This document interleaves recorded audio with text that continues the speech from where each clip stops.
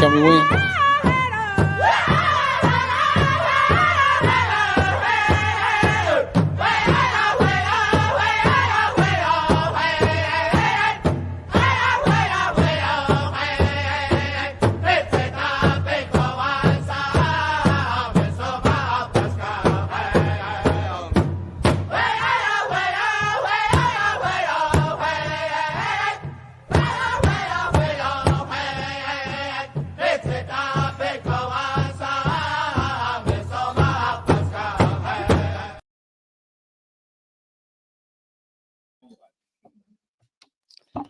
Hello, everybody. Welcome to the All Nations Wellbriety Speaker Meeting here at 1950 South Shepherd in El Reno, Oklahoma.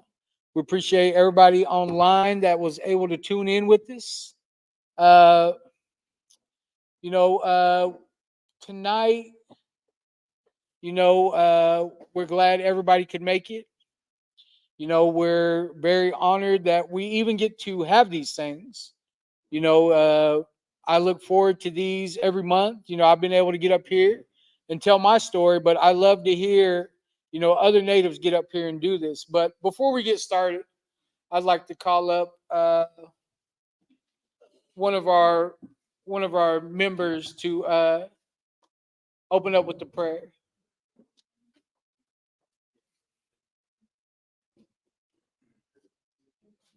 Not members. Yes. I come to you today to offer this prayer that I have specifically catered to what we do as far as work goes for recovery and the people that are here and all of the hardships that we're going through. And if you will pray with me in your own way. Ibu fasta ibu funga hol wilegit skat. Joseph kada jagigas. Mojanita hadam aloktoe. Moes yanita hadam mo togetherwes. Mado maistelgi hanagat oligadin mun istimilkit fuladin. Inano ki ozagin moes pinkalgat idadigit. Imanejasti hulwakat sobotejit. Imbohit legin ishihagin ojakadis ishihagin imanejakadis. Bohaks islobejakadis ofanga in hilkiromis. Mado. What that means is today, Creator overall, we praise your name. We come to you again today, and we give thanks to you for this day and every day. For those people that we are not able to see, those living through times of suffering, those living with this sickness, those who have fears within them, help them to pass through all the bad that comes to their way. I'm here to ask that you help them to continue to find their song so that we can all help them to sing it. To be able to hear this is so good today. It's good that everyone has come, and it is because of you that we can do this. Mado.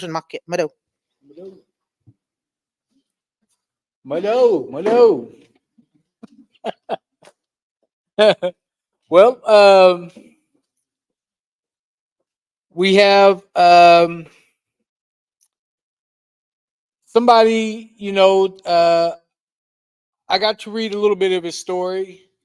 And, I know his dad, worked with his dad for years. His dad is now in recovery, which I think is amazing. I think while we were running and gunning, I don't think either one of us seen the end of that ever coming, but it's always good to see him, So to hear that his son had, found a better way of life, Darian came and was like, "Hey, I got a speaker," and once he kind of explained who it was, I was like, "Yeah, that's how it's meant to be," So I'd like to welcome up our speaker, Mr. Jeremiah Williams. Thank you, man. Yes, sir. Thank you. Thank you. Hello. How's everyone doing? Can y'all hear me? Everyone? Cool. Like he said, my name's Jeremiah Williams. My father's Bill Williams. I have a crazy story. I've been doing drugs and drinking for 18 years. I started when I was 15. I'm 35 now. I'm on 2 years sobriety. I quit when I was 33. I'm going to tell you a story of how I've been set up 3 times for selling drugs, and I have 4 DUIs on my past. And it's not a pretty story, but it brought me here today. And we all have a past. And if you're out there listening, you're not your past mistakes. If I get emotional, it's because I just now started feeling my emotion. For a long time, I didn't feel anything. But during recovery, you start to face who you really are. You know, when you're running drugs, they say you're real, you're real. You're not real until you can look yourself in the mirror sober and find out who you really are without drugs and alcohol. And you almost have to reprogram yourself because it's been such a big part of your life for so long. You're like, who am I? Is that who I really am? Am I just a drunk or someone who likes to get high? Because that's all I've ever known. And it's been a big part of my life for so long. How do I get sober? Do I even know who I am anymore? And then when you first get sober, the first year for me anyway, I was hard on myself. I almost had like, what was it? Survivor's guilt. How come my friends overdosed and died and I'm still here living? How come my friends' moms had to see the birth certificate and death certificate of their baby? You know, and that just comes with the territory of that lifestyle. It's a one-way street on a dead-end road. And there's no cutting corners about that. Whether you're drinking or using drugs, you're either going to die from it, go to prison, or you're going to sober up. There's three things, and that's no BS. Okay, I turned 21 in rehab. I turned 19 in a minimum security prison called RID. It was at Fort Supply, William S. Keys. Okay, there's my dad right there. He lives with me. He's sober. Part of my story isn't pretty. Our relationship at one point wasn't pretty because there was alcohol involved. And when you take alcohol out of the equation, there is no problem, if that makes sense to y'all. My story starts off in a small town called Sulphur, Oklahoma. It's a little town between Ardmore and Pauls Valley. It's like the country music artists sing about small towns like Sulphur, real close community. And growing up in Sulphur, it was like those three movies, Dazed and Confused, Varsity Blues, and the movie Blow. All three had a baby. That's what it was like growing up in a small town like that. We was wild and crazy. I started drinking when I was 15, and there's not much to do in small towns. Why is that? I don't know. So you go and get high with your friends or start drinking because you're trying to fit in. You think it's the in crowd. And then my parents got a divorce, and I didn't know how to cope with that. My dad separated from my mom, and I moved in with my dad in these apartments in Sulphur. And there was a guy that lived close by. First off, my story, I'm not going to bring up any names. I'm not going to bring up names who I got high with or talk about my plugs' names because that's not important. The important part of this story is that I survived, and I made it back on this side of the fence. And not a lot of people do that. So my story is just to reflect on hope. As long as the addict is alive, there's hope. And if you're out there listening and you're addicted and you fall up and relapse, get back on that horse. Get back up. I've relapsed time and time again. I hit a dry run a few months and then I'd slip up. Dang, I messed up again. That's all I know. I'm going to keep getting high. And I got back up on that horse, and you can too. Everybody got to get up. It's sad that relapse is a part of recovery most times. It doesn't have to be, but most times it is. Let's see. After my parents split up, it really hit me hard because we were a family that went on family vacations and stuff, and I didn't know how to cope with that. So I ran to drugs, and I started getting people weed, and I realized I could take a little bit out of their bag and support my high and still hook people up with bud. So that's what I did for a while. In my sophomore year, as all I did was hustle, get high, lived with my dad. I butted heads with my mom. It was like a sergeant and cadet on boot camp when we would talk to each other. We didn't have a good relationship, and it was my fault. I chose that because I was just real bitter towards her because I thought she kicked my dad out, but it wasn't the case later to find out. But that's where my mindset was at the time. I got put on probation in 2005 because me and three buddies got pulled over, and he flipped a bag of weed out on the ground and was standing on it. And he went to move it and kick it underneath the cop car. And they were searching us because they knew what we were doing. We were misfits running wild. And they said, all right, whose weed is that? All y'all are going to jail if no one takes the blame. My buddy was already on probation. He's my best friend. I took the blame for it. got put on probation, 6 months on probation. Well, also in sophomore year, that's when I got really drunk one night and I needed to sober up. And my buddy said, here, hit this. And it was some tinfoil, some meth. I was like, what is that? I remember I was so drunk, I drooled through the tutor and got his dope wet. He was like mad as hell at me. But he said, man, let me see that. Just snort this. It'll hurt, but you'll feel good and you'll sober up real quick. Man, I hit that. It felt like a chisel hit my nose. Oh, what the heck? And that's what meth feels like. I'm not BSing. The story's not messing around. And I sobered up and I was like, man, what is that? He said, man, that's dope. I was like, man, I like that stuff because your endorphins, your dopamine, your serotonin, it's the devil's drug. You're at an all-time high. You feel like king of the world. You feel like Godzilla almost. You know what I mean? King Kong beating his chest, and it's a lie from the pit of hell is what it is. And you'll lose everything, man, because the devil will promise you everything but deliver nothing. And I know that for a fact. So I got put on probation in 2005. And later that year, I got picked up in Sulphur. There's a national park there. Me and my buddies were smoking pot. A park ranger pulled up. They found a roach on me. I can't believe they sent me off for a roach, too. I was like, man, it's a little roach. He's like, well, I'm taking you in. You're already on probation. My PO at the time, his name was Gary Pittman. He met me at, the county jail with my mom. And he goes, I have a facility open for you. It's CCR JDC, Cleveland County Regional Juvenile Detention Center. This is when the facility was on Tecumseh Road. It's a new place now. But before he left, he goes, I'm going to drug test you. I said, no, don't do that. I said, don't drug test me. I'm going to fail. I'm going to burn the bottom of that cup out. And I took a drug test for him, and my mom cried because I failed on all 5 accounts of pills, benzodiazepine, Xanax, meth. I failed on everything, cocaine, weed, everything you could fail on, I failed on. And I remember her busting out into tears. And I said, every addict blames someone else. I said, look what you did to my mom. You made her cry. And it was me who made her cry. But as an addict, you're in denial. You're in denial. You always twist things around and blame on someone or make an excuse why you got to get high. Well, see, they did me dirty. They did this to me, so I must do this. It's not my fault I'm getting high, stuff like that. So I got sent to CCR JDC, and I learned 2 things from that facility. 1, go back. 2, if you mix enough ranch with the food, it'll bad. But that place was wild too. It was the first time I saw somebody try to kill themselves, because when you're locked up, you go to levels 4, 3, 2, and 1. And levels 1 have the most privilege. Level 4s go to bed the earliest. Well, this kid was like, man, I'm going to try to commit suicide tonight, y'all, when they call me to go to my room. And we didn't believe him.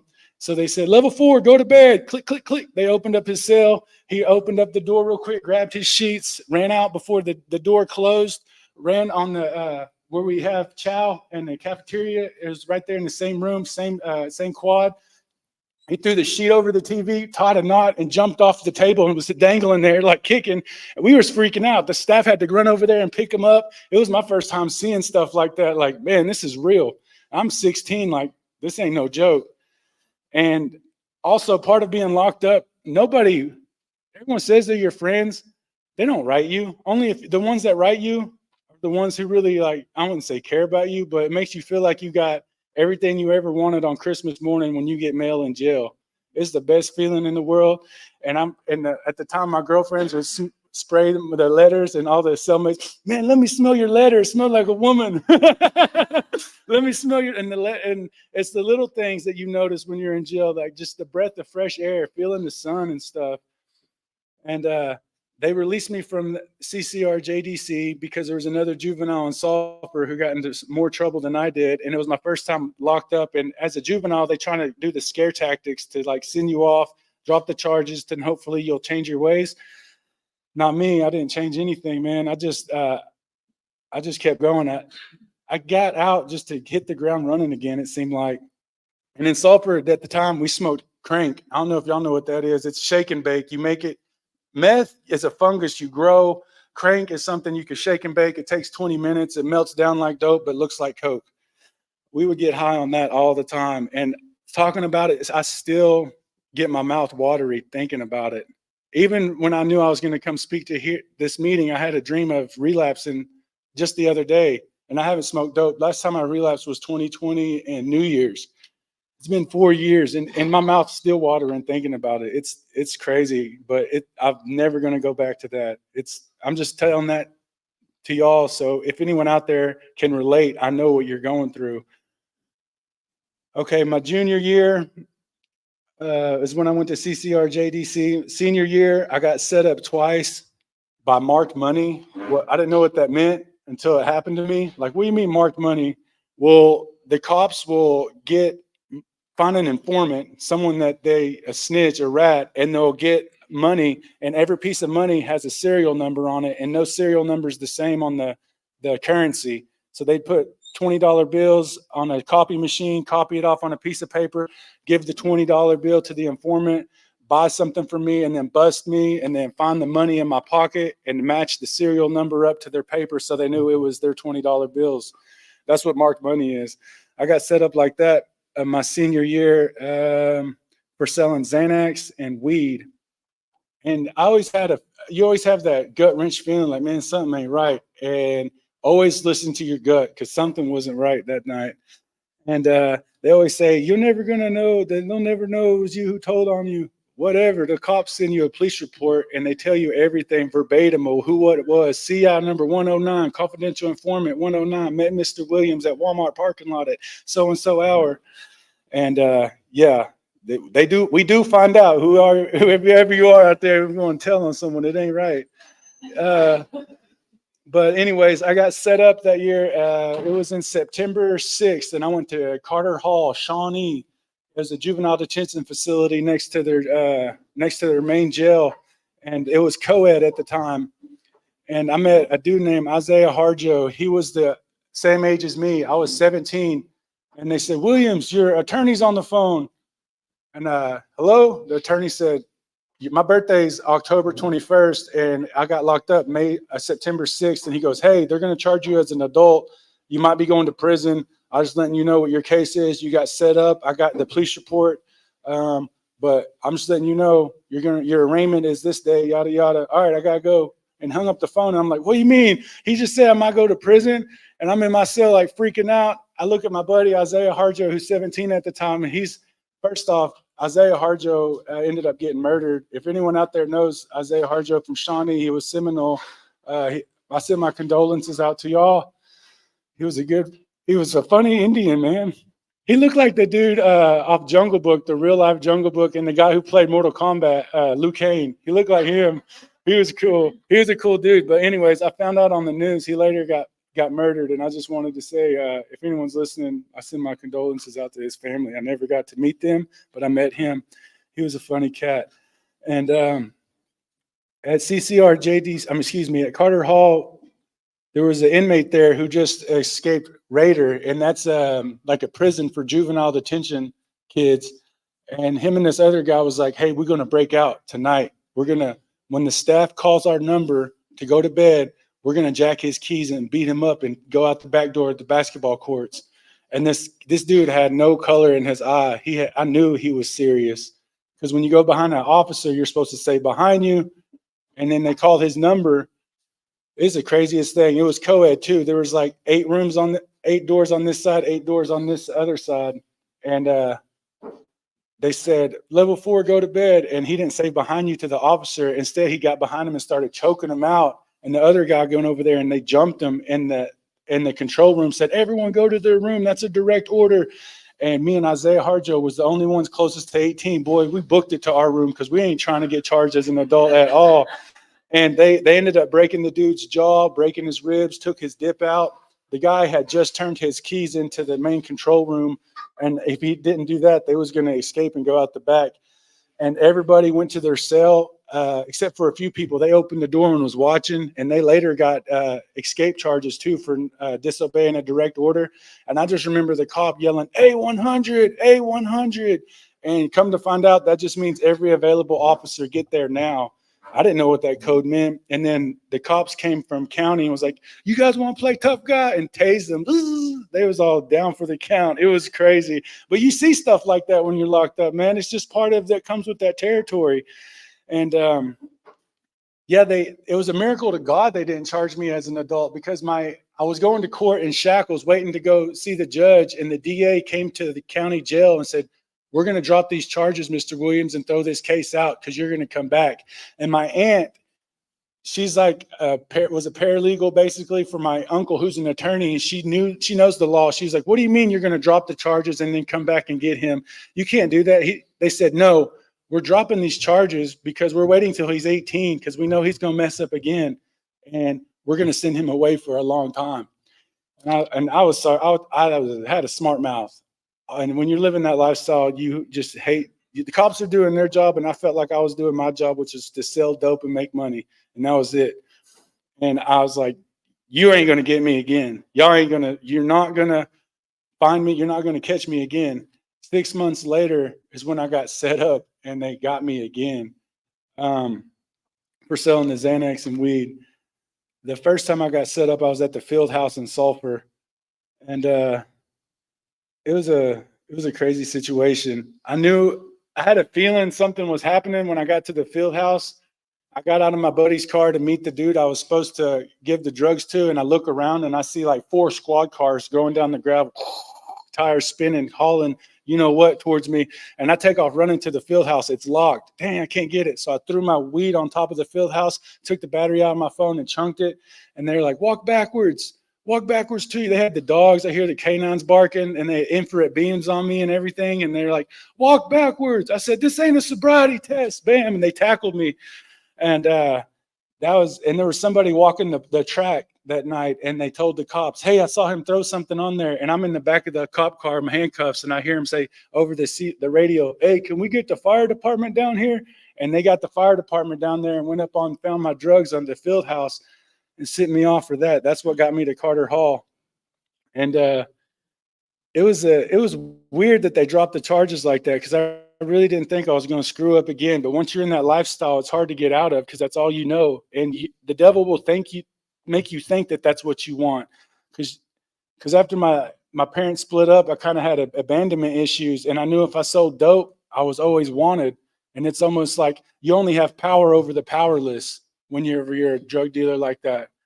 And it's a false sense of like, man, I'm wanted. They want me. I'm like, you almost feel like a boss, but that's totally not it. You're lost. Like I said, you have power over the powerless, and it really messes with you at night.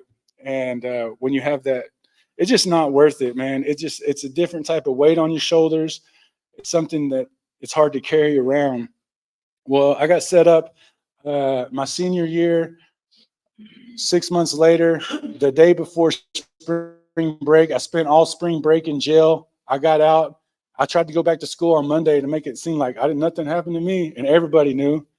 All the teachers knew, and it's a miracle to God they let me graduate. They didn't even suspend me, but I couldn't play football my junior or senior year, something that I really loved doing, because my sophomore year, we actually won state. I got a Class 2A ring from Sulphur, and it's something I really loved doing, was playing sports. And God only knows where I'd be had I not chose the path I chose in high school with drugs and alcohol, if I was to excel in my athletics. But we're not here to wish that way, because I wouldn't change anything. Because I know my story, it will help somebody who's addicted to drugs, or someone who's relapsed and can't get it right. Well, you can get it right. You just can't give up. You got to get back up on that horse, like I said. And let's see, where am I right here? Oh yeah, I graduated in 2007. And after I got out of jail, I got a personal letter from the DA saying, "You're going to prison. You're going to regimented inmate discipline. There's no ifs, ands, or buts about it." And I got a personal letter from the DA saying that. And I said, "Mom, you know what this means?" She said, "What?" I said, "I'm getting drunk every day till I go to jail." Because my court date was May 22nd. And I got my graduation was May 18th. I'm 4 days after graduation. Everyone's going to Cancun for the senior trip. And me and my buddies, one of my best friends, got locked up with me, and we went to jail. We didn't go to a senior trip. We went to jail for 6 months. It was a different kind of vacation we didn't want. But anyways, that was in 2007. And yeah, as a miracle, they let me graduate. When I walked across the graduation stage, I yelled at the sulfur. I said, I did it, baby. And everyone stood up. My mom blacked out. She was like, what happened? Did he actually graduate? Did he get his diploma? Yeah, it happened. It's a miracle. But yeah, and when got locked up for 6 months, I stayed in county for about 3 and was only on the yard for about 3 months. When you go to prison, you see your case and your unit manager, and they tally up your points to determine if you're going to medium, maximum, or minimum yard. And it took me about a month to see them. But during that month, you're locked up 24/7, unless they let you out for that 1 hour for rec time. And then we got moved to overflow, which means the toilets were porcelain, not metal. It felt like the Holiday Inn. And you could control your own light switch. You had your own light switch in your cell. That part was cool. But yeah, that was a cool thing. It was the overflow next to the PC unit in Lexington. But and then let's see. When you go to prison, it was actually my buddy right there. We got locked up together, and it was a God thing because I was in the most uncomfortable position I could be at in life with somebody that I knew from the streets, and it was my one of my best friends. His last name's Williams too, and his birthday's 5 days before mine. It's crazy. But your first day there, I remember we get to Lexington, they shave your head, they make you bend over, make sure you ain't got nothing and you know where, all that uncomfortable. They give you a tuberculosis shot and in the medical unit, and all the walls are clear. You can see through the walls, and we're sitting there and they're like, there's been a stabbing on the yard. Everybody sit down. And me and Lance look at each other, and they give you a bag of food of like raisins and coconut, and then bologna that's green, and a nasty bread with it. For real, I'm not even joking. And me and him are just eating our coconut and raisins like, this is prison. This is real. And then prison, you're just a number. This dude, they wheeled this dude through on a bed, and they had to videotape that they did what they could to save his life, because my number is 562-875. That was my DOC number. That's all you are to them in the state of Oklahoma. And I just remember him coming through with bandages all over his body with blood on him, videotaping that they're trying to save this man's life. And I look at Lance like, oh man, there ain't no going back. This is prison. It sucked. But it took me a month to see my case and unit manager. So I was locked up for 23 hours, out for an hour for rec. I get to William S. Keys, this place called RID, and it's a military boot camp style facility. And I didn't know what in cadence means or any kind of military count. As soon as I get there, the guys are PTing, doing push-ups, and the guard is like, on, ooh, that's 1, 2, 3. 1 is down, 2 is up, 3 is down and up again, and that's 1 push-up. So you're doing 2 push-ups for every 1 count. Yeah, they would say, we're having barbecue and your ass is the meat. Yeah, it was bad. They'd have us on the parade deck like this for 3 hours. You have to stand at position of attention. You can't move. Luckily, the only ones that can move is the column leader and the guidon. The guidon is the dude that has the flag that can move in formation and tell his platoon, hey, straighten up. You're going to get us PT, bro. You're going to get us broke off. Straighten up. And the column leader is the one who leads the platoon to chow hall, who's the front leader. And the column leader actually got a better bed than everybody else in the quads. The bed was like that thick. Everyone else had a mat like that thin. Luckily, I got to be a column leader, so my bed was like, man, it was nice. And then I ended up getting to be the guidon too, which means I could hold the flag. And I remember one time we're sitting in, I was a column leader like this, and I caught a fly, and you can't move above your waist or it's a threat of violence, and they can slam you for that. And or they get their bill on their hat, and they bill screw you is what we call it, but we say the other word, trying not to cuss on here. But they get their bill of their hat and hit you in the forehead with it while they're yelling at you, and you can't do nothing but just take it like that. And it was, man, I moved in formation, and the guard said, Williams, Williams 7-2, why you move? I said, sir, I caught a fly, sir. And he said, everyone's going to go back in PT if you don't eat that fly. I was like, you remember that? And I ate that fly. Everybody, I swear, when I got back to the yard, we got back to our units, it was like Halloween candy. Everyone threw all everybody who had a store in jail. If you've been in jail, you know what a store is, right? Someone who has a bunch of, they draw down a bunch of food on their commodities or whatever, their commissary. Everyone who had a store gave me Twinkies, ho-hos, soups, beans, spreads. My bed was full of all these snacks and treats. It was like I saved the day. I won the game-winning touchdown with that one. That was pretty crazy. That was pretty cool. I remember that moment. But in jail, you gotta always look at the bright side of the craziest situations. Because in jail, I was sober in jail. I laughed the most in there. As you try to have a good time in the most uncomfortable position you're in. You know what I mean? And I remember getting drug tested my 4th month out of the 6 months I was locked up, and they said, "Dang, how much did you smoke out there? You barely passed this drug test. It's supposed to be red. It's pink. Like, you barely passed." I was like, man, I smoked. This was back when cigarillos came in a 5-pack, and I'd go to like a pack and a half of those a day, easy. But yeah, whenever you get locked up, you really find out who your friends are. And I had a good support group, and that just goes back to recovery. Recovery is all about leaning on those who was there for you. And in the uncomfortable situations, I have my aunt and my mom, and I know you might not get along with somebody who always says they're praying for you, but those are the people that you really need to lean on in your recovery, and call on those people while you're trying to get your things together. It's okay to ask for help. And everything goes back to a higher power, because whenever you're in recovery and you tell an addict, "Hey, you need long-term treatment." "No, I don't. I got this." I know that alone, your response lets me know that you do need long-term treatment. If you were to get mad at me for saying that you need that, then you need that. I know I used to get mad when my mom said that. I was like, "No, I got this. I got this." Well, every time I said I got this, I totally didn't have it. And I remember this one time I was right before I got set up in 2009, the third time I got set up, I just left my plug's house, and this guy called my phone. His name was Mark Edwards. He said, "You don't know me, young man, but I know your dad. He was a preacher, and he can make Leviticus seem interesting." And I said, "Whoa, whoa, whoa. You're talking about my dad. I don't know you." And he's like, "Your grandpa was an evangelist, and he was a great man of God." And I was like, man, I cussed him out, and I said, "BB King can't sing my blues, brother." And I hung up the phone on him. I'm not even kidding you. A week later, I get set up. I'm in jail, and this guy comes around giving church on Sundays. He knew who I was. I didn't know who he was. He looked at me. He goes, "BB King can't sing my blues, brother." And I was like, oh, man. I was like, okay, God, I listened to you. I'm not even joking. His name was Mark Edwards. He was a man of God he used to be a dope cook, went to prison, met the Lord, and I don't know where he's at now, but at the time, he was reaching out to me because he knows what it's like being a drug addict.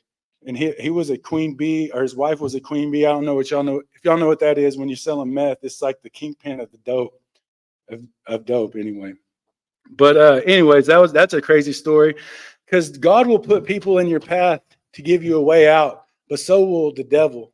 The devil will also put people in your path to pull you back in. And I always can see that, and looking back, God always gives a way out whenever the devil tries to set a trap for you. That's why they call the trap house the trap house, because it's exactly just that, a trap. You can't get out. And that's where you're going to stay stuck if you don't make changes for the better. But anyways, I kind of went off on a rabbit trail on that one. When I got out of prison, I was supposed to join the military.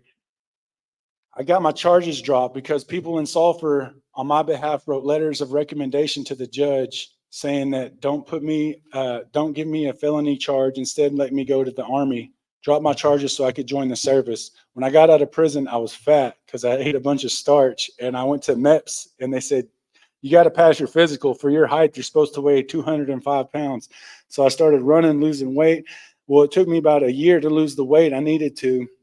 By then, my charges were dropped. Sergeant Gardner was supposed to send me to the military in Ardmore. Well, I go back to his office, and they're like, "Hey, he moved to Lawton. Your charges are dropped. Are you sure you even want to go to the military? You don't have to do this, and they can't charge you again for your stuff." So I was like, all right, screw it. I just moved to Oklahoma City with my girlfriend at the time in 2007. And yeah, they dropped my charges. People wrote letters of recommendation, and the judge listened, and I wasn't a felon. And there's a miracle to God that happened. I tried to keep my end of the bargain, but after a year, I was like, I guess I won't go to the military. I guess I'll just go to the city. And I still didn't change by then. I was still running drugs. At this time, I'd be driving to Texas, getting ecstasy a lot. And this was back whenever the pills were actually pills instead of Molly. Molly looks just like meth. People eating meth. It does the same thing anyway. But anyways, that's what I was moving a lot of and smoking a lot of weed. And I remember I wasn't even 21, and Budweiser had these beers called Budweiser Select, and they was black and red, and they looked like Pepsi or Coke Zeros kind of. And I remember going to 7-Eleven. I lived on 122nd and MacArthur at the Warrington Apartments, and they would sell to me. I was always bigger looking than my age, and they never would ID me. But I remember getting that beer, calling my aunt, trying to get off of alcohol and drugs, because I knew the choices I were making was rough. And after a period of time, that weighs on you, and it weighs you down, and you know you want to quit, but you can't because it's all you've known. And God will answer your prayers, but it won't be the way that you want sometimes. Because after I prayed that prayer with my aunt, I ended up in jail like a few months later, and at least I was sober. But I'm like, God, why I gotta start being more specific? Do anything but send me to jail, God, please. But anyways, that was in 2009. I got set up again in Sulphur, and this time I knew I was going to go to prison. They brought me into the room, and when I went to county, and they said, plead your case. They had a recording. Who do you represent? I said, I represent myself. They had it. They said, all right, Jeremiah, do you know what you're being charged with? And I said, yes. And I pleaded for them. I said, y'all caught me with re-up money just to feed my addiction. I'm not here hustling. I need rehab, not jail. Y'all help me get off these drugs. Please help me get off these drugs. I need anything but jail. And they ended up sending me to this facility. We found a facility. They said, all right, find a facility and we'll send you to rehab. And if you have good behavior, we'll see at the end of your case, at the end of your sentencing when you complete the program. Well, I found this rehab center in Tulsa on South Garnett between 51st and 61st. My mom did. It's called the Howe Foundation. And I don't know if any of y'all been in recovery a long enough time in Oklahoma. It's one of the hardest work centers you can go to. It started in the 80s. And it's not funded from the state or the government, because I think they would shut it down if it was, because you work from 5 a.m. you get up and you get off work at 5 p.m. and you're only off work one day a month. You work 7 days a week, and they give you 3 packs of cigarettes or 3 cans of snuff or chew. And the cigarettes were Seneca. You know, they was rough. They had an Indian on them. Shoot. There was rough cigarettes too. But anyways, that's when I turned 21. I was in rehab there. I got locked up there in July. Was it? Yeah, July. And then I got out in January. But during that time there, you go to the yard and they have firewood. You got to split with a sledging wedge. I don't know if y'all have ever done that, but some wedges, to set your wedge, you get little thin ones like that. And to make the firewood, you get bigger wedges. It's like a triangle basically. And you get a sledgehammer and you set the wedge and split the firewood like that. And you hammer it, and you had to wear hard hats and stuff. Sometimes, pew, if you hit it at the wrong angle, that wedge will go flying like 20 feet in the air. It'll go flying that way. Your buddy splitting wood over there. I seen this dude get split open in the face and had to get stitches from a wedge hitting him. I don't know why the hell they thought it was a good idea to send a bunch of recovering drug addicts out there with hammers and wedges. Hey, go split firewood, you addicts. But anyways, it was a tough work center. That's when I did construction cleanup, anything from the foundation up, from the framework, the bricklaying, the shingles, the texture of the walls. You scrape the floors, you rake up all the texture on the floor, and then whenever you get done cleaning up brick, you get a sledgehammer or a pick and pick around the house and load it on a front end loader. Anyways, you're working your butt off. It was a hard facility. They send people there who are coming home trying to make parole from doing hard time, or they'll send people there trying to not go to prison. That's what my case was. It was a hard facility. I'll never forget some of the guys from that place either, man.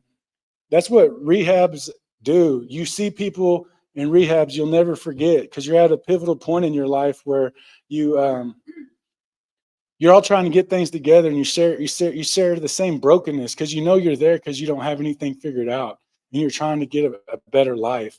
So you're all sharing the same desire to seek the higher power, to figure out why I screw up, what brought me here.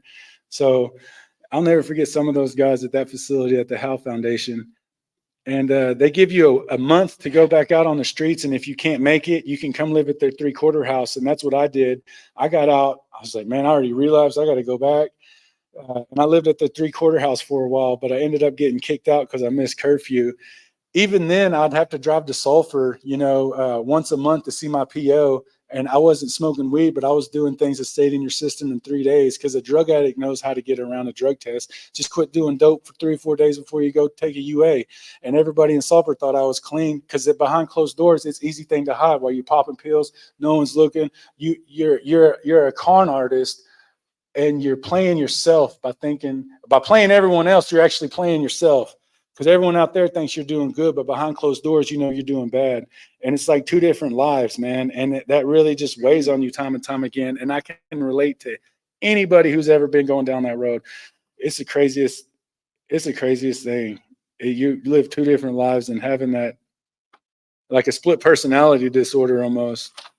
But anyways, yeah, that was in 2009. I got set up. I stayed in the Howe Foundation, that 6-month program, made it out. Turned 21 there, went to the 3-quarter house, ended up getting kicked out of that in 2010. I moved back to the city, stayed at a friend's house.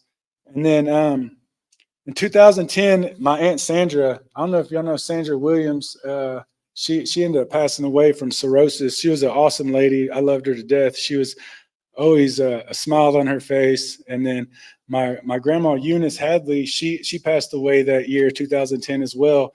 But 2010 is whenever I was a wreck. I was a wreck, worse than I ever had been.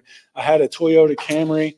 I ended up staying up for a few days, and I wrecked it in Canton by falling asleep at the wheel. And at the only 4-way stop there in Canton before you go to Longdale, I hit the back of a truck, and I lied. And I told him I was texting while driving.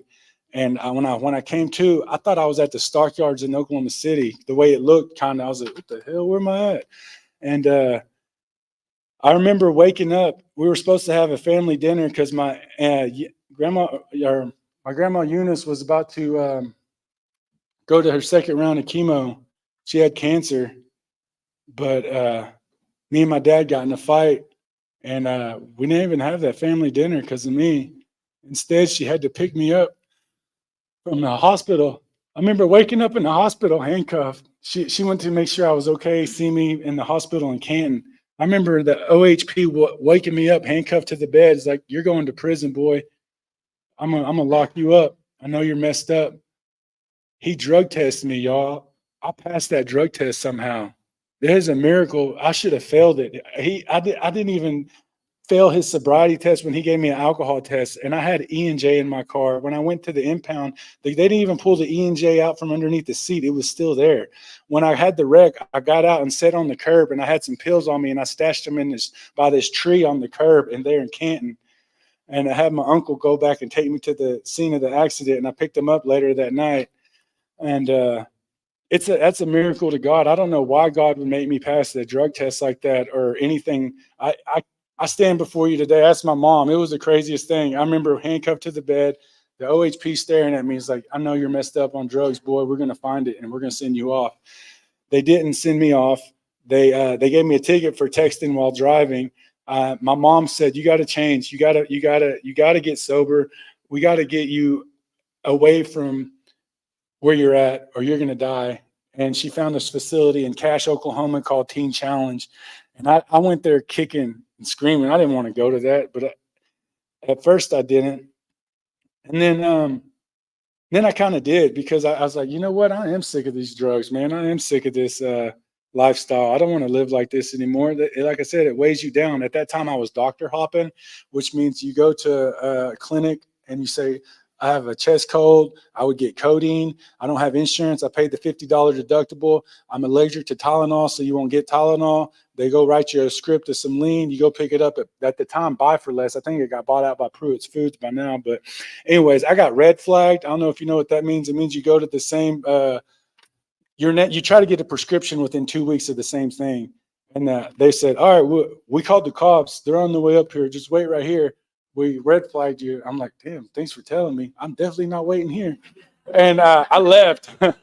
I left, and the cops didn't see me or catch me then. I'm just telling you, that's when your addiction will take you and you'll do things for your addiction just to feed it that you normally won't do. You do weird, bizarre, crazy things, man, because the devil will have you like that. It's like a fish hook and the bait's gone, and now you're just stuck with that piece of metal in your mouth. And you're still going wherever it pulls you. That's the crazy thing about drugs and that lifestyle. But I went to Teen Challenge, and that was the first time I had my great awakening. And that's the only thing that actually helped me get clean and put my feet on a solid foundation. Because you do have to have a higher power, because you can't do this alone.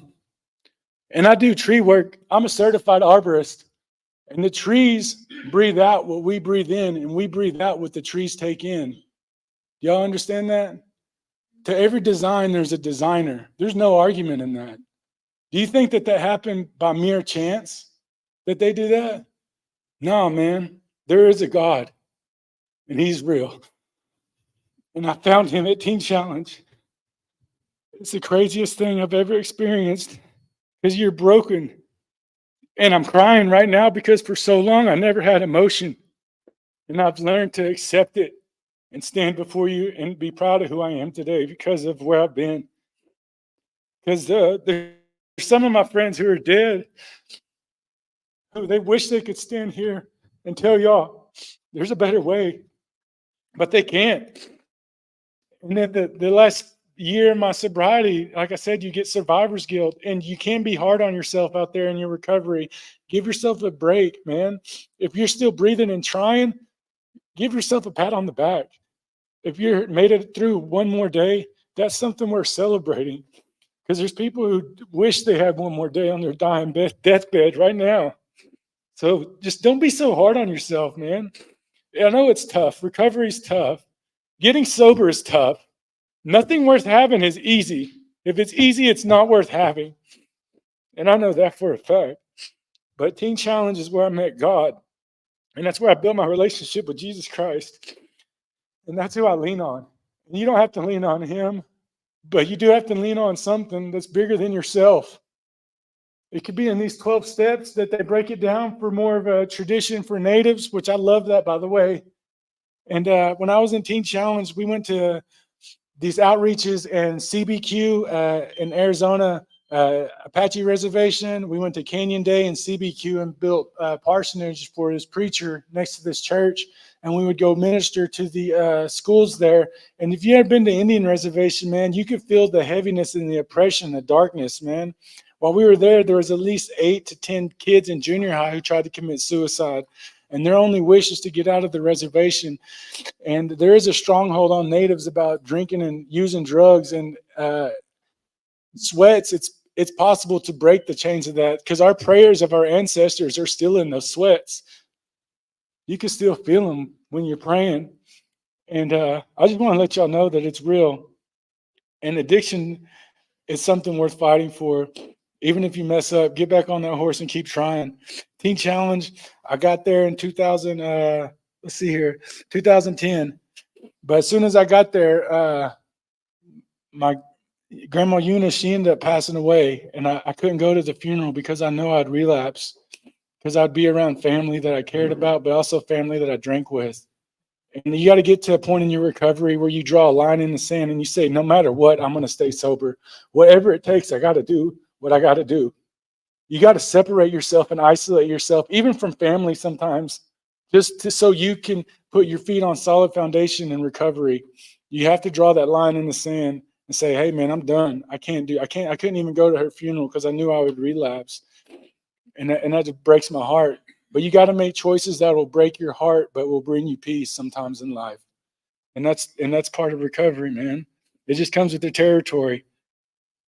I went to Teen Challenge, met the Lord. I left that program in 2012, and I met some really cool guys there. Some guys that I'm best friends with still to this day, like Lauren Schreffler, someone who's prayed on my behalf for a long time, one of my mentors. You always got to lean on the ones who God put in your life, and you'll know it inside your knower. They'll be like, they'll mention something or give you words of affirmation like, man, only me and God talked about that. Why are they talking about it? Well, that person God sent you, man. If they bring up something that you and God are talking in private time with your creator and someone else mentions that, that's someone you can lean on. That's God throwing people out in your way, and you need to lean on them.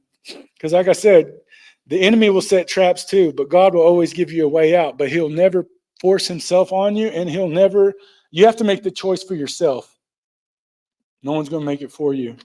You can have well-meaning programs and go to all these facilities, but until you're ready to change, you ain't going to change, man. You're just going to get back out there, and hopefully you don't die in your addiction. And it sucks, man.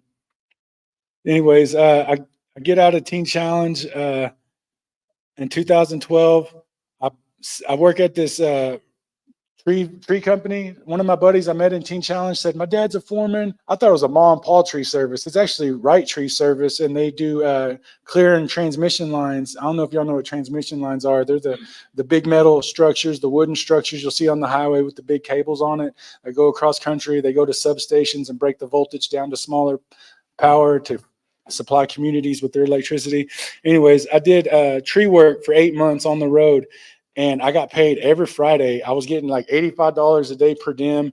I relapsed. I fell on my face and started drinking again. Like, you just get out of rehab and you're going to give me like $1,000 a week, and I ain't even got to go home. I can stay in a hotel, and it's not a good combination. My feet weren't on a solid foundation of a support group when I got out of Teen Challenge, and I started drinking and using again. I worked on the road for 8 months, and I was in my early 20s where we could party all night and then go wake up the next morning and operate a chainsaw all day for some reason. And we worked in Broken Bow a lot. I remember staying in Broken Bow. It's beautiful country down there, man, in the Kamichi Mountains and everything. But I stayed on the road for 8 months. I decided to go back to college. I quit that job. Got a job working at Chili's in 2015 after I left Teen Challenge and then left Wright Tree Service. And I got my first DUI in 2012 after I bought my car. My mom said, don't go drinking tonight. I think you're going to go to jail. Man, please, I ain't going to jail. I got this. I went to jail that night. First night I had my car in Ada, Oklahoma. I took some Flexeril. I wasn't even that drunk. I mean, I took some Somas and some Flexeril, and when you're like that off pills and drinking, like, you're slowed down. And the cop pulled me over, and I blew on the breathalyzer test, and he said, man, you blew a .08. The legal limit's .07. I do not even want to write this DUI. I said, bro, don't write this DUI. Let me go. He said, my dash cam already got you talking to me. I'm like, I can't. I got to write. I don't want to do the paperwork for a .08 DUI. What do you? And I didn't tell him like I'm pilled out. That's why my sentences, my face was like, I didn't want to tell him. I was like, oh, it's just one beer. But anyways, that was my first DUI. I had a breathalyzer in there for 6 months in my car. And then I went to a victims impact panel. Those things make you feel like that big because you hear about someone who lost their dad, lost their mom for drinking and driving. And they're like, it's all because of your choices you make. And you're just like, man, you put your head down. Even when I got out, I still went back to alcohol. Isn't that crazy? It has such a stronghold on you. You don't even care. Even in Teen Challenge, there was this dude who got in trouble for drinking cologne. You think it's crazy. People out there will drink cologne in their recovery. And I used to make fun of people, and shame on me for that, because I'd be like, they would live at a rehab, and I would say, they're only sober because they live here. Well, so what, man? They're doing what it takes to stay clean. Who am I to judge them? I was so wrong for that. Looking back, I'm like, man, I was terrible for that. At least they're doing what it takes for them to stay sober. And hats off to anyone out there living in a rehab. I'm proud of you for doing what it takes to stay sober and stay clean, because there has to be a point in your life where you draw that line and you never go back. And you got to stand for what you believe in. 2016, I got another DUI for sleeping in my car at a 7-Eleven. And the keys were in the back seat. They gave me an APC, actual physical control. Apparently, you got to throw your keys out of the car and go to sleep. I did that, I wouldn't get in trouble. But yeah, I had another breathalyzer in there for this time it was 18 months. And then in 2018, I got another DUI because I stayed sober for 3 months, and me and my friend, to celebrate for staying sober, we got drunk. I said, y'all laughing because I've done that too. You're like, hey man, I had a dry run. Let's drink and celebrate. It's like, what were we thinking in our addiction, man? It just, you do, like I said, you do crazy things to feed that monkey on your back, man. And then 2022 is when I got my last DUI. I got pulled over at Oklahoma City College, the university there. I looked down for something, I forgot, and I hit the curb, pop, pop, and I pulled back over. I had popped up on the sidewalk, and I pulled back over in the road, and the cops, the campus police turned their lights on. Man, I pulled in there. He had his light on my driver's side window was down. I remember I put a fat dip in my mouth too. He goes, that dip won't sober you up. I said, no, but I'm about to go to jail. So it's my last dip for a while. So I remember that. And he was like, kind of chuckled. He goes, yeah, I guess you are going to jail. But I ended up giving them a blood test, which is something you should never do. If you ever get in trouble, don't ever give a blood test. But I was drunk. I was like, screw it. I don't care. They make you feel like you have to do that. Deny that. A friend who's a cop, after I got in trouble, he was like, yeah, don't listen to that officer. Don't ever accept a blood test if you do get in trouble. So if you guys relapse out there and you at home, if you relapse again, don't give him a blood test. Just say, oh, if you think I'm drunk, take me to the drunk tank. And there's been cases where I've been found drunk. Alcohol make you do crazy things. I'd be passed out. I thought blacking out means you're drunk. I didn't know that it's like, that's a limit. We're like, hey man, you took it too far. Every time I would drink, I would black out. I just thought that was how you knew you were drunk. For real, it was bad. I'd say, I mean, if you never party with the Indian, if you got something to do the next day, but it was crazy lifestyle, man. And there's a point in my recovery where unless you've dated me or lived with me, you don't know the severity of my alcoholism and how sad it really was. Because I've had people find me passed out on the street. They didn't know if I was breathing. Sad as hell. They check a pulse on me because they didn't know if I was alive or dead. They needed to call the ambulance. It's crazy. Alcohol is the hardest thing besides dope to quit because it's everywhere, man. You can go get it at the store. Even when I was in Teen Challenge, I relapsed, and I was a staff member, and I got grounded to the ranch for a month because I just chose to drink, man. It'll put a stronghold on you. It was the hardest thing I've ever had to do to quit. And what I did to quit this time was change my playground and playmates. I changed my number another time. I've changed my number like 4 times trying to get clean, y'all. So this time I quit picking up the phone. People will call you at 2 a.m. for about 6 months. Then they'll get the hint that you're not going out again. You got to disappear. I found the gym. Because as an addict, you're always in your head as a drug addict or alcoholic. You got to do something that exercises your mind and stimulates your mind. So I would go for a long run where I'd run half marathons. I've ran like probably 8 half marathons. Running was my drug. The endorphins that it puts off is real. The voice in your head telling you to slow down and chill. You're not going to make this race. Well, yeah, I am. I'm going to keep running. At the gym, when you have hypertrophy and you have that muscle burning, and you got to go to a place in your mind and you keep lifting and feel that burn and enjoy the pain because you know you're going to grow if you get proper sleep. That's where your muscles grow anyway. That's besides the fact. That's why working out has really saved my life. And if you're a drug addict, you have to have a positive coping skill. That's what helped me. Running, something, get Sudoku, something to exercise your mind, get a crossword puzzle, go out for a walk, feel the sun, exercise your heart, walk on a treadmill on an incline for a slow speed. Like, that's what helped me out. You have to stimulate your mind in some way, get out of your head, some form or fashion, draw, do art.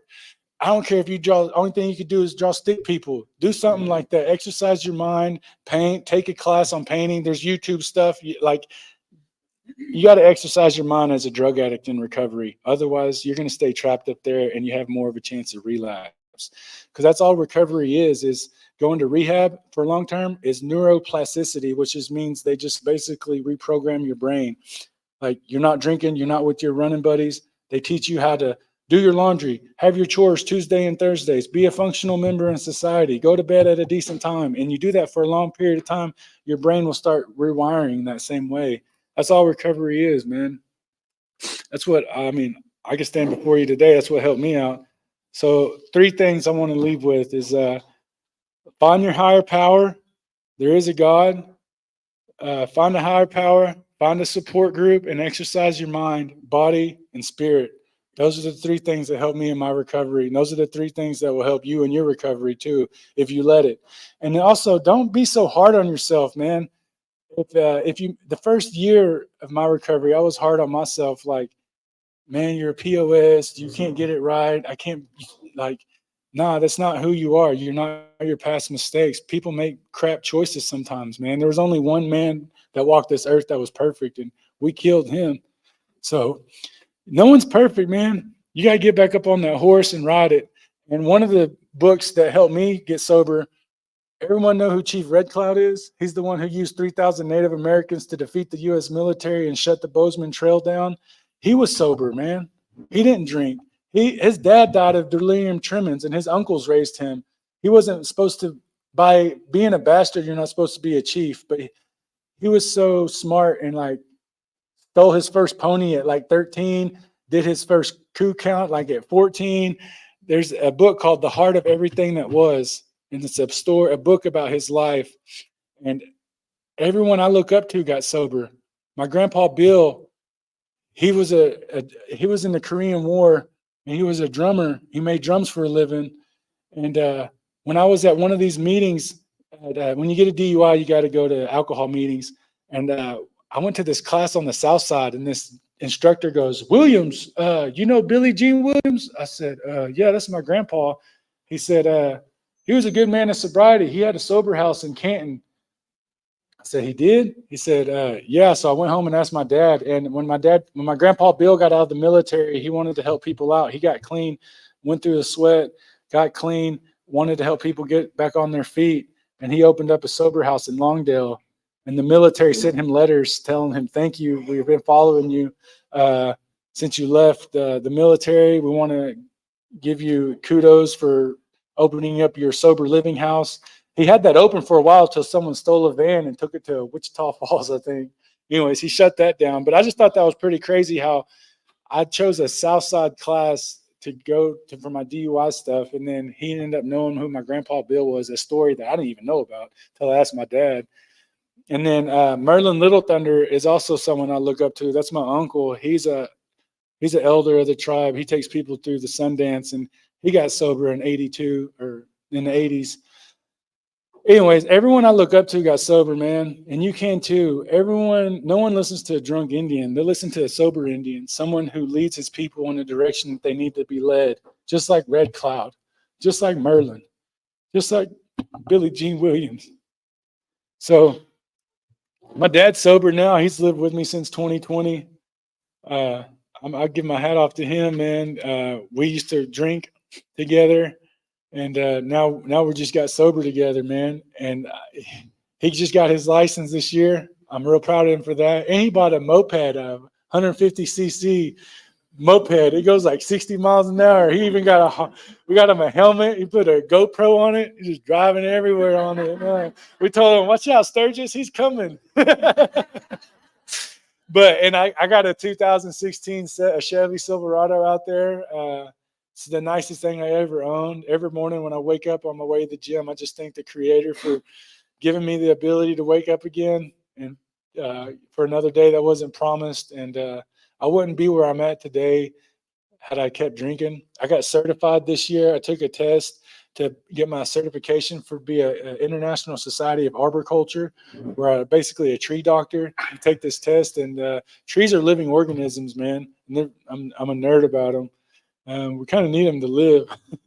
And anyways, I just, it's a hard test. And that's also something I want to speak on, because whenever I got out of Teen Challenge, my sister introduced me to this, to one of her friends whose dad is his name's Daryl Baxter. He has a tree company in Oklahoma City or in Edmond called Full Circle Tree Service, and he was a hippie in the 60s, tripped a lot of acid, and then found who Jesus and opened up a tree business in 99 and would help people bad on their luck, trying to let them work for him, but at the same time minister to them. And there's been times where I had my breathalyzer in my car and I'd be so drunk from the night before, can't blow in it. If it wouldn't start because I was still drunk from the night before, like I said, and I wouldn't show up to the job site, and I'd blame it on everything. Oh, it's my mouthwash. My mouthwash made me fail. Because as an addict, you blame. You never point at yourself and own up for who you are and say, hey, man, I screwed up again. And he never gave up on me, man. It's the people that never give up on you. You gotta listen to that. And he had plenty of opportunities to fire me, man, but he saw something in me that I didn't see in myself at the time. And he never gave up on me. And those people you'll never forget. And he's the one who actually paid for my testing. And the first test, when you get your certification, is like $480 to take that test. And I didn't pass that one, man. I had to take it again. You pay for that one. That's why he said, get up and try again, man. What Ashanti or Aaliyah said, if first you don't succeed, get up and try again. You know what I mean? I tried again. And then when I passed that test, man, it was the greatest feeling in the world, because you try something, you don't fail. You don't pass the first time, you make a mistake, you fail it, you try again, and then you make it. Man, that's the greatest feeling in the world, but you just can't give up on yourself. Just like I didn't give up on my test and recovery, you relapse, don't give up on yourself. And that's all I got for my speaking. Thank you so much.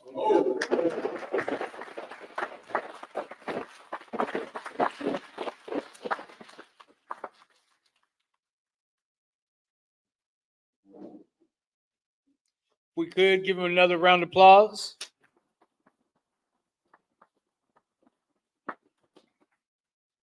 And we would like to thank you for coming and sharing your experience, strength, and hope with us. And I want to thank everybody that was able to attend. And thank you to everybody that, tuned in with us on our live feed. And with that, I guess we're going to go ahead.